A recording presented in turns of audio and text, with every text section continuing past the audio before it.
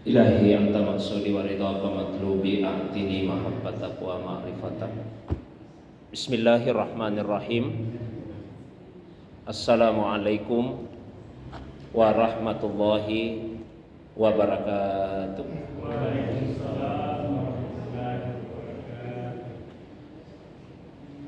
Alhamdulillahilladzi ansala sakinata fi qulubil mu'minin liyasdadu imanan ma'a imanihim walillahi junudus samawati wal ard wa kana Allahu aliman hakima wa sallallahu ala sayyidina Muhammadin allazi arsalahu ilan nasi basyiran wa nadhira wa ala ali Muhammadin wa sahbihi wa sallama tasliman katsira amma ba'du.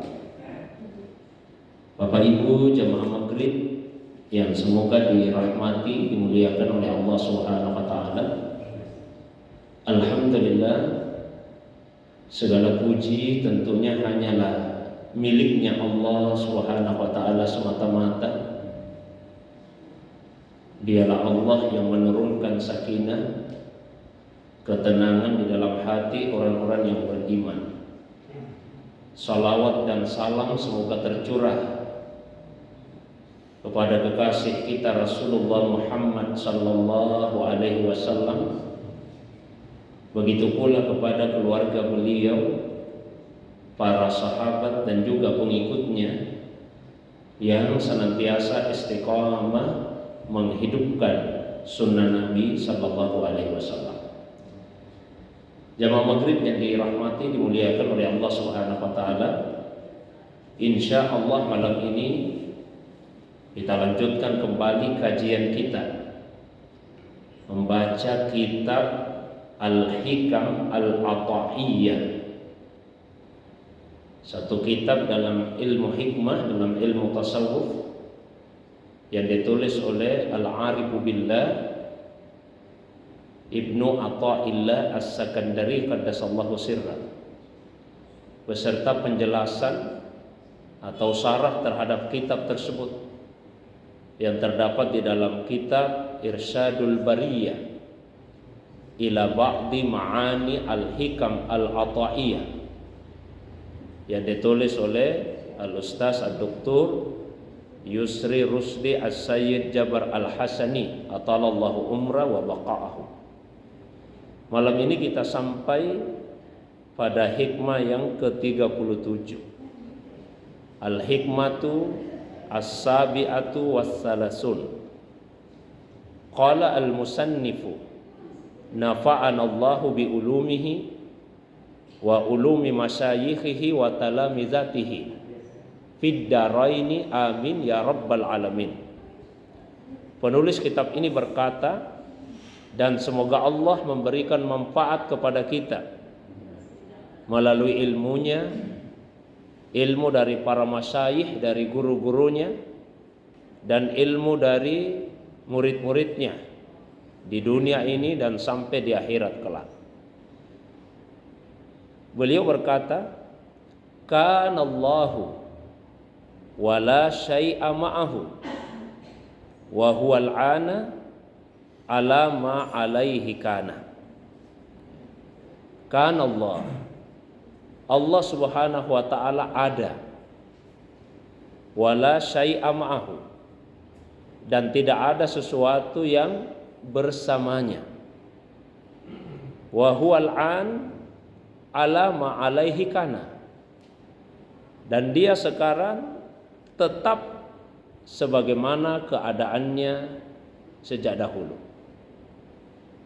Jadi ini adalah bagian dari persoalan akidah yang mendasar yang seyogianya diyakini oleh setiap hamba Allah Subhanahu wa taala, bahwasanya Allah Subhanahu wa taala itu ada dan tidak ada sesuatu yang bersama dengan Allah Subhanahu wa taala.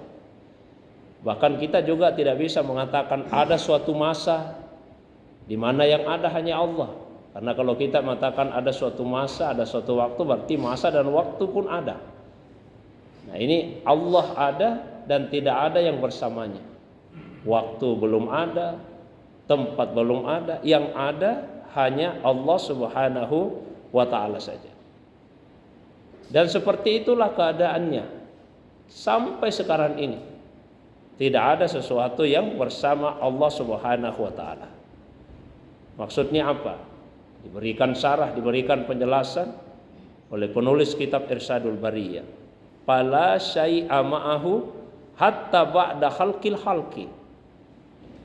Maka tidak ada yang bersama Allah Subhanahu wa ta'ala meskipun setelah Allah menciptakan makhluk. Setelah makhluk Allah tetap tidak ada yang bersama dengan Allah Subhanahu wa ta'ala. Fal khalqu bihi, makhluk itu ada dengan Allah, la ma'ahu, bukan bersama Allah. Jadi makhluk ada dengan Allah. Makhluk kemudian berfungsi dengan Allah, bukan bersama dengan Allah SWT. Wal ma'iyatu sifatuhu subhanahu wa laysat sifatul khalqi. Maka ma'iyah, kebersamaan atau penyertaan itu sifatnya Allah, bukan sifat makhluk. Tidak pernah kita membaca di dalam Al-Quran yang menyatakan bahwa makhluk bersama Allah, tidak ada. Yang ada Allah yang bersama makhluk.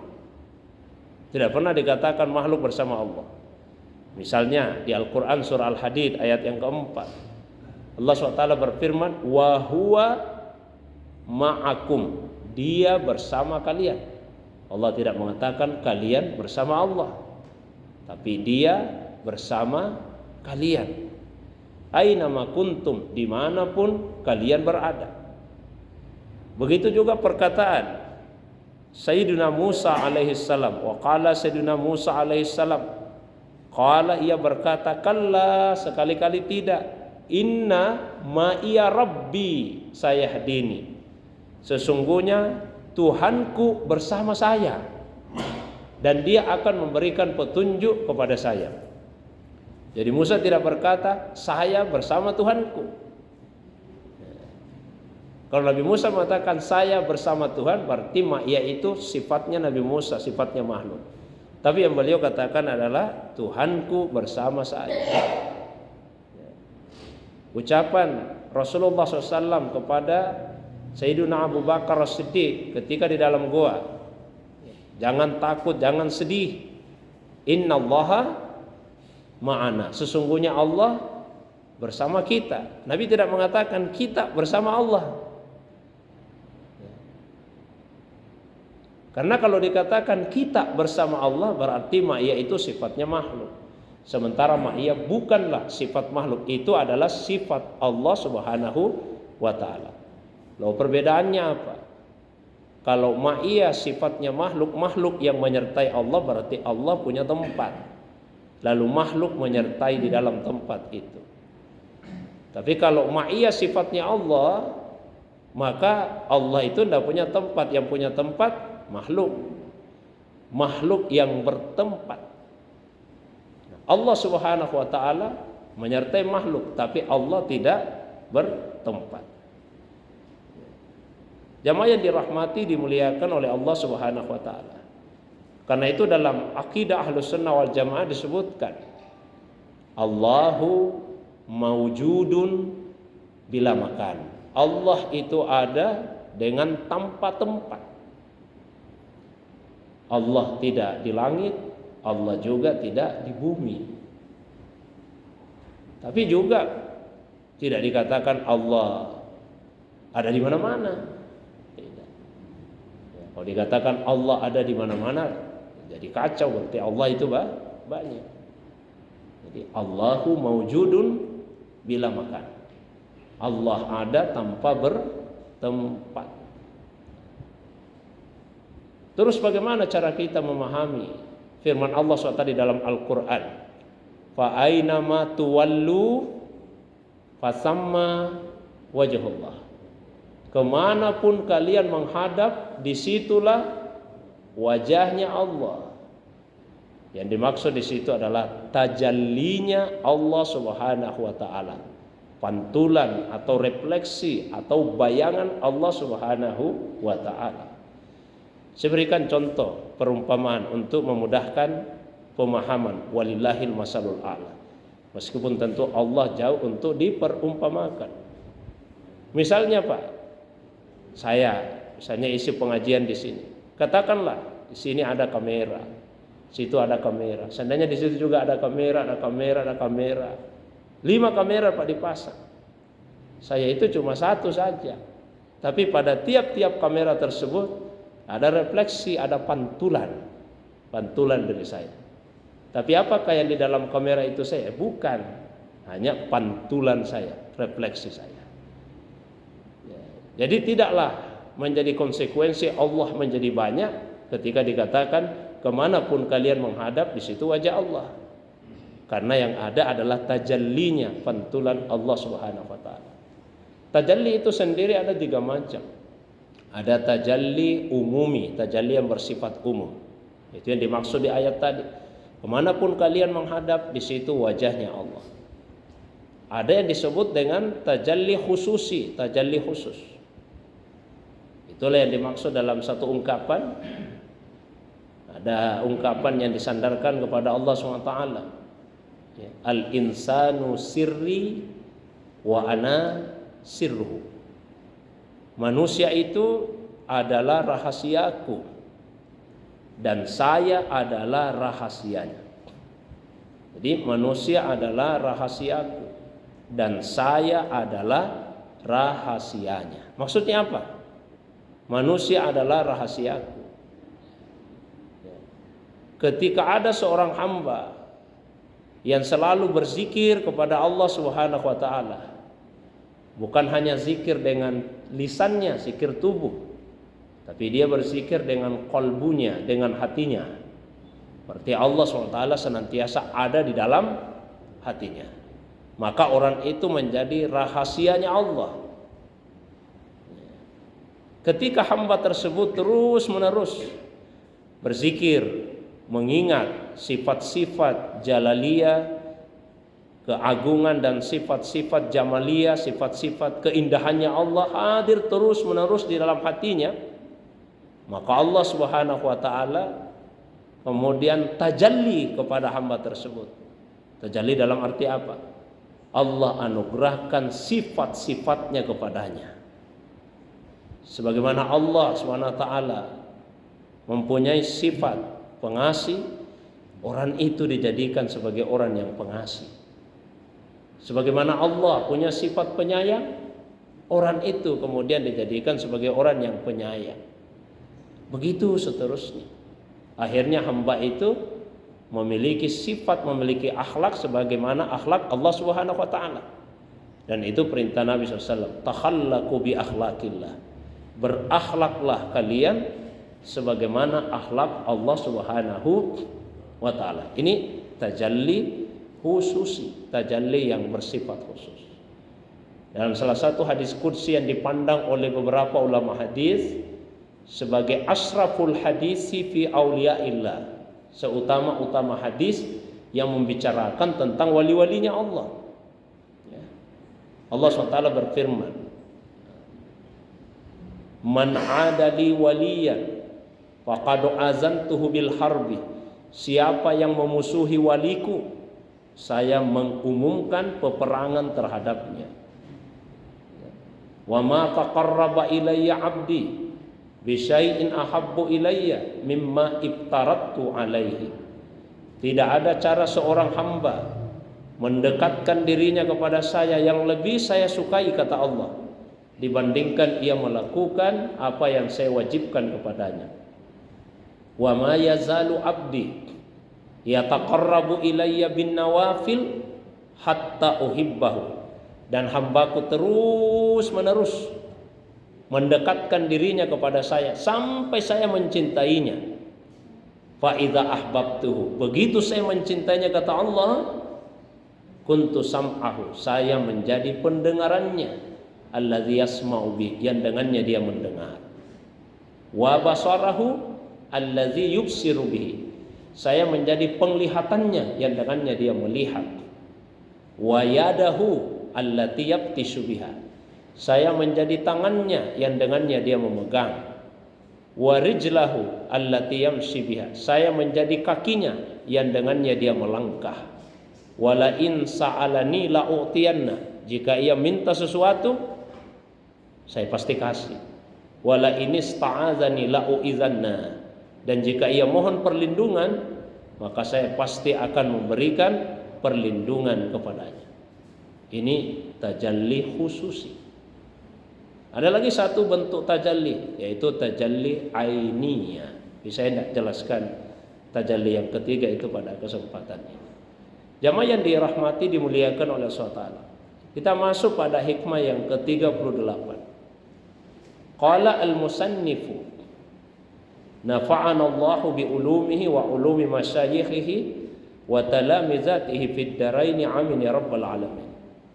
La tata'adda niyata himmatika ila ghairihi fal karimu la tatakhattahu al amal. La tata'adda niyata himmatika ila ghairihi, jangan sampai engkau menjadikan niat atau tujuanmu dalam perjalanan menuju kepada Allah Subhanahu wa taala itu, jangan sampai kamu menjadikan tujuan yang lain selain Allah Subhanahu wa taala. Jangan. Karena Allah yang mulia mestinya tidak dilampaui oleh cita-cita. Cita-citamu, keinginanmu yang lain. Maksudnya apa?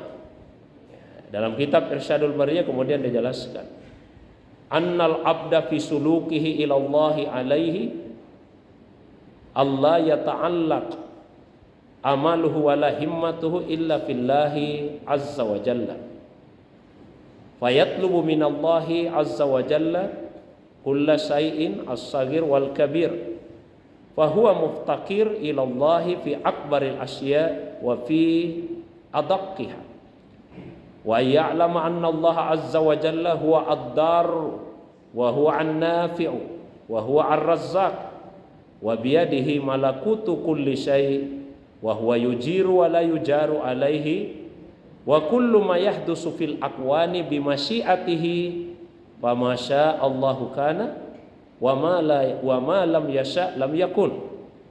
Falamma alima al-arifu dzalika ta'allaqat himmatuhu bi aslil himam wa aslil ataya, wa ta'allaqat himmatuhu bil wahhab ar-razzaq alladzi idza lam yus'al yaghdab wa idza su'ila a'ta aktsara mimma su'ila wa idza hasaba yaghuddu tarafa anil katsir.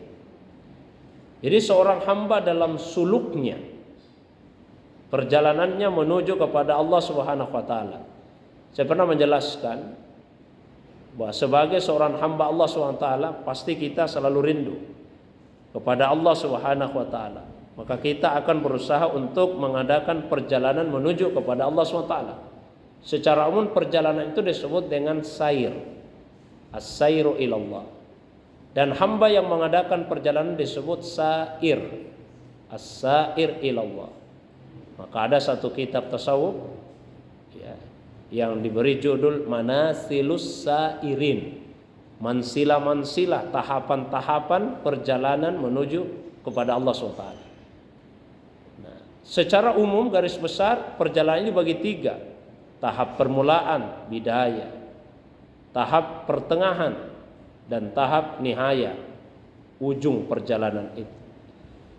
Permulaan perjalanan disebut dengan irada, orangnya disebut murid. Kemudian ketika sementara mengadakan perjalanan disebut dengan suluk, orangnya dinamakan dengan salik. Dan ketika sampai tiba disebut dengan wusul, orangnya dinamakan dengan wasil.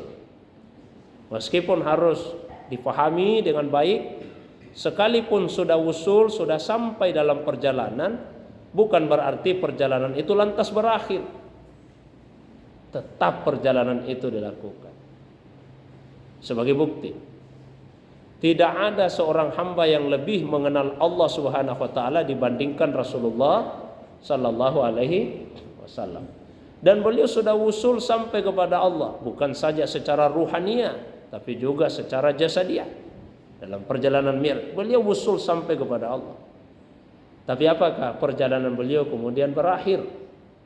Allah SWT memerintahkan kepada Nabi, wa qul rabbi zidni ilman. Ucapkanlah ya Muhammad sallallahu alaihi, rabbi zidni ilman. Tuhanku, tambahkan untukku ilmuku. Tentu terutama ilmu tentang Allah. Padahal sudah usul, sudah sampai. Jadi doa ini Bapak Ibu sekalian bukan doa anak kecil, bukan doa anak TK yang hanya dibaca ketika masih kecil saja. Setelah dewasa tidak pernah lagi minta kepada Allah pertambahan ilmu. Ini doa sepanjang hidup kita, sepanjang kita mengadakan perjalanan kepada Allah. Nah, tujuan perjalanan itu apa? Ridho Allah Subhanahu wa taala. Itu tujuannya, menuju kepada Allah. Maka diingatkanlah kita oleh Syekh Ibnu Athaillah As-Sakandari dalam hikmah yang ke-38 tadi. Jangan sampai kemudian dalam perjalanan itu tiba-tiba niatmu berbelok. Yang tadinya niatmu adalah Allah SWT, tiba-tiba cita-citamu, keinginanmu berbelok, bukan lagi Allah. Lalu kamu meminta kepada Allah segala sesuatu, yang kecil atau yang besar. Padahal yang kamu minta itu pun juga butuh kepada Allah SWT. Dalam hal yang terbesar sampai kepada hal yang terkecil. Ya, semestinya seorang hamba menyadari sepenuhnya Allah lah yang dar, Allah yang memberi madarat, Allah juga yang nafi memberi manfaat, Allah yang memberi rezeki. Di tangan Allah malakut kulli syai. Alam itu dibagi dua, alam al-mulk, alam malakut. Mulk yang disebut juga alam syahadah. Alam malakut dinamakan juga dengan alam gaib. Ya, semua di tangan Allah Subhanahu wa taala. Mau alam mulk, alam malakut, semua di tangan Allah SWT. Dalam kekuasaan Allah. Allah yang memberi perlindungan.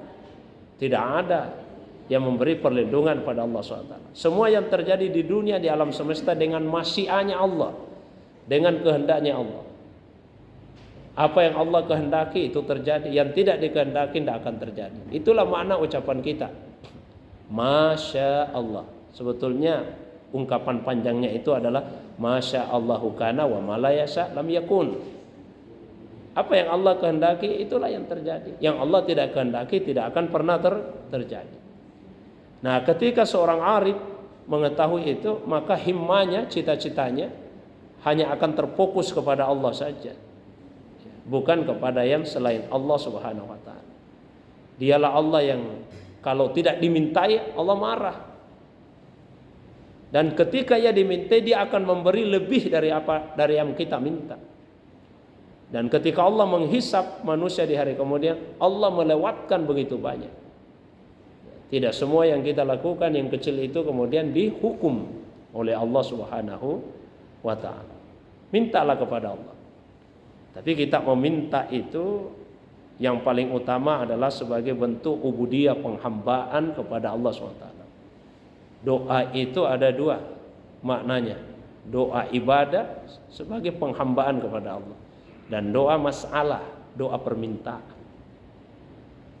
Maka di hadis kursi Rasulullah SAW menjelaskan, di dalam hadis riwayat Ahmad, Nabi menjelaskan, yansilu Rabbuna tabaraka wa ta'ala, Allah Tuhan kita tabaraka wa ta'ala turun ila sama'i dunia, ke langit dunia.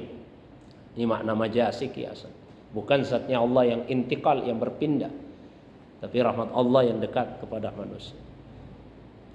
Di sepertiga malam yang terakhir, hina yabqa sulusul lail al-akhir, lalu Allah berfirman. Ada tiga firman Allah. Yang pertama, mayyadu'uni, ayo siapa yang berdoa, fastajiba lahu, saya kabulkan doanya. Doa dulu.